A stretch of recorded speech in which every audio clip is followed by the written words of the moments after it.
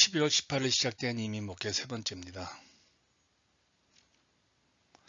아내는 사모보다 권사가 더 적성이다. 매일 주님과 함께 살기 2023년 1월 9일입니다. 양승호 목사 광해 벙커에서 함께합니다. 유방암에 걸려 고생한 내가 정말 잘 아는 한 여성이 있습니다. 이 사람은 자신이 하는 일로 인하여 마음고생이 예전에도 그랬고 지금도 심하게 고생하고 있습니다. 내 생각에 이 사람은 스트레스 때문에 암이 온 것이 틀림없다고 생각합니다. 그녀가 그렇게 된 것은 그녀가 하는 일 때문이었습니다. 그녀는 사람을 섬기는 일을 하고 있습니다. 그런데 사실 그 일이 그녀에게는 맞지 않습니다. 이 여인은 시간이 갈수록 자신감과 함께 건강을 잃어가고 있었지요. 그런데 어리석게도 사람은 아프면 그래도 견디고 견디다가 건강을 잃고 당한 후에 깨닫습니다. 아파야 자신에게 맞는 일과 맞지 않는 일을 구분하는 것 같습니다. 최근에야 이 사람은 자신은 사람을 다루는 일이 적성에 맞지 않게 앞으로 기회가 준다면 동물을 돌보는 일을 하고 싶다고 합니다. 그래서 토요일에 유기견 센터에 가서 도우려고 지금 준비를 하고 있습니다. 이 사람은 내 아내 최은정 사모입니다. 지금으로부터 6년 전에 병원에 큰아들과 함께 가서 병원에서 유방암이라는 진단을 받고 당시에 교회에서 성경 공부를 하고 있는 나에게 전화를 했지요. 그 전화를 받은 날부터 유방암 전문의를 만나서 암 초기 진단을 받는 그 며칠간은 우리 부부는 물론 멀리 대학 공부하던 막내까지 매우 힘든 그런 상황을 경험했습니다. 암 판정을 받은 그날 저녁에 우리 부부는 누군가를 신방해했습니다. 그래서 나는 아내에게 다른 날로 연기하자고 했는데 아내는 나이 드신 여성부님이 매일 투석을 해야 하기에 음식을 갖다 줘야 한다고 해서 우리는 그 가정을 찾아갈 정도로 아내는 사람 중심, 교우들을 배려하는 사람이었습니다. 예전에 교회에 재정보던 어떤 사람이 내가 교회 재정에 손을 댄다고 소문을 퍼뜨렸는데 충격적인 것은 그 말을 듣는 성도들이 우리 부부를 의심의 눈초리로 바라보고 계속 소문이 확산되었을 때 이민 목회자의 신뢰가 이 정도일까를 경험했던 적이 있습니다.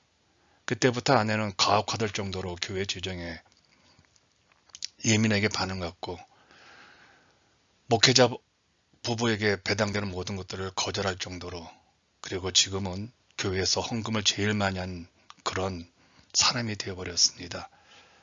아내는 헌금이 우리 노후의 하나님 보험이라고 하면서 놀랄 정도로 매달 힘을 다한 헌금을 했죠. 헌금으로 모든 것을 책임지는 그런 자세를 지금도 취하고 있습니다.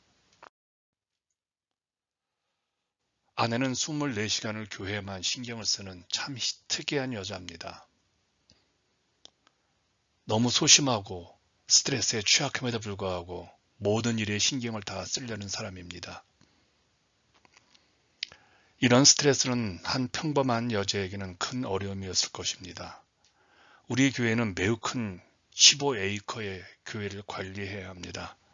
우리 부부는 본당, 어린이 예배당, EM 예배당, 체육관, 교육관, 어린이 놀이터, 그리고 저수지 등을 관리하고 아내는 영어로 하는 대외적인 카우니와 또 이런저런 일을 도맡아 합니다. 아내는 교회에 불편한 일만 생기면 나이 드신 분들이 식사가 어렵다고 하면 닭죽을 끓이거나 곰탕을 만들고 또한 법정 일이 있으면 찾아가서 통역도 해주고 어떤 사람이 교회에 출석하다가 교회를 나가면 내가 잘못해서 나갔다고 나에게 추궁을 하며 아파하고 자신과 관계가 불편한 사람 때문에 잠을 못 자고 끙끙 앓을 정도로 소심하고 내성적인 성격입니다. 아내의 유방암 초기로 판단했지만 난 당시 우리 부부도 헤어질 수도 있겠구나라는 생각이 들었습니다. 아내가 죽을 수도 있고 나 혼자 살 수도 있을 것이라는 생각을 처음 했지요. 물론 난 헤어질 준비가 안 되었기에 그 후로 아내에게 이런 말을 합니다. 교회 일에 너무 스트레스 받지 말라. 그러나 아내의 성격상 힘들어하면서도 눈에 보이면 기어이 자기 손으로 해야 하는 성격입니다. 그래서 늘 걱정하는 목은 내 목입니다. 사람에게는 자기에게 맞는 일이 있습니다. 물론 소명으로 해야 할 일도 있겠지만 말입니다. 사실 자신에게 맞는 소명을 아는 것이 중요하지요. 그런데 이 사실을 어떤 일이 발생하기 전에 조금 일찍 아는 것이 중요하다고 생각했습니다. 그래야 암이라는 불행한 일을 겪을 확률이 확 줄어들기 때문입니다. 또한 이러한 불행한 일을 살아가면서 줄일 수 있어야 행복할 수 있다고 생각합니다. 보통 사람들에게 난 그것만 하면 좋다, 그것만 생각하면 행복하다라는 것이 있습니다. 그런 것이 있는 것이 복이죠. 내 경우에는 설교입니다. 나는 설교하는 거 좋습니다. 나는 가르치는 거 참 좋습니다. 난 목회가 즐겁습니다. 기쁨이 있습니다. 어쩌면 그런 것이 나에게 있는 것이 복이지요. 그런데 아내에게는 이런 것이 아직 없다는 것이 어쩌면 불행일지도 모른다는 생각을 합니다. 아내에게는 좋아하는 그것만 생각하면 행복한 그런 것 좀 하나는 있어야만 한다고 생각하는데 아내에게는 교회만, 우리 가족밖에 없습니다. 이제 아내도 나이 든 사람에 들어가는 연령의 줄을 잇게 많이 걱정하고 있죠. 아무리 아내가 목사의 부인인 산모지만 한 번뿐인 인생이기에 자기에게 맞는 일을 하는 것이 잘 사는 것이라고 생각합니다. 자기가 좋아하는 그 일을 찾아 사는 것이 행복한 인생이라고 생각합니다.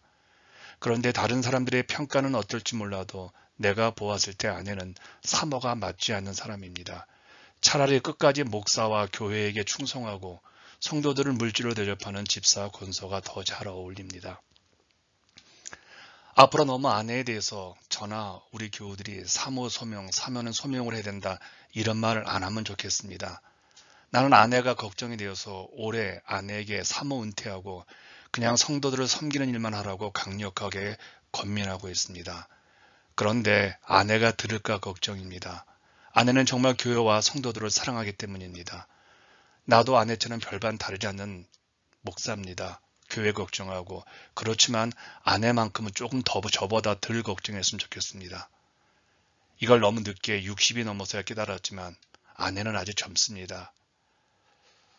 아내는 나름 할 만큼 했기에 이제 결심하고 결단을 했으면 좋겠습니다.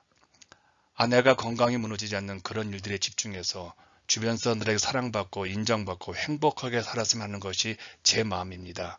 이제 제 마음을 좀 알았으면 하는 마음이 있습니다.